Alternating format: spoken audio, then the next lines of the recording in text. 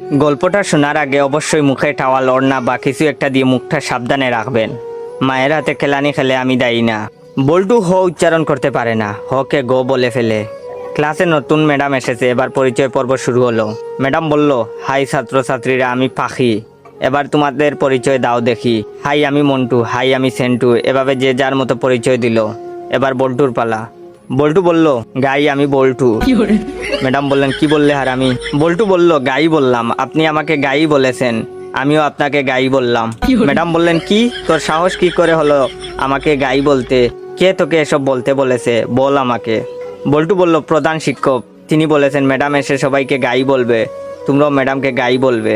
বল্টুর কথা শুনে ম্যাডাম কাঁদা শুরু করলো। এমন সময় পাশের ঘর থেকে হেড স্যার আসলো। হেড স্যার আবার ক বলতে পারে না, ক কে প বলে ফেলে। হেড স্যার এসে বললেন, কি ব্যাপার ম্যাডাম এভাবে পাচ্ছেন যে? প্রথম দিনেই ম্যাডাম রে এভাবে পাদানো হলো কেন? হেড স্যারের কথা শুনে ম্যাডাম আরো জুড়ে জুড়ে কাঁদা শুরু করলো। হেড স্যার বললেন, প্লিজ ম্যাডাম, আপনি এত জুড়ে জুড়ে পাদবেন না, আজ আপনার প্রথম দিন, আপনি এত জুড়ে জুড়ে পাদলে মানুষ কি ভাববে? প্লিজ আস্তে আস্তে পাদুন, তাহলে আমরা ছাড়া আপনার পাদার শব্দ অন্যরা শুনতে পাবে না। হেড স্যারের কথা শুনে ম্যাডাম তো কাঁদতে কাঁদতে বেঞ্চের উপর শুয়ে পড়লো। এমন সময় টিওনো হাজির।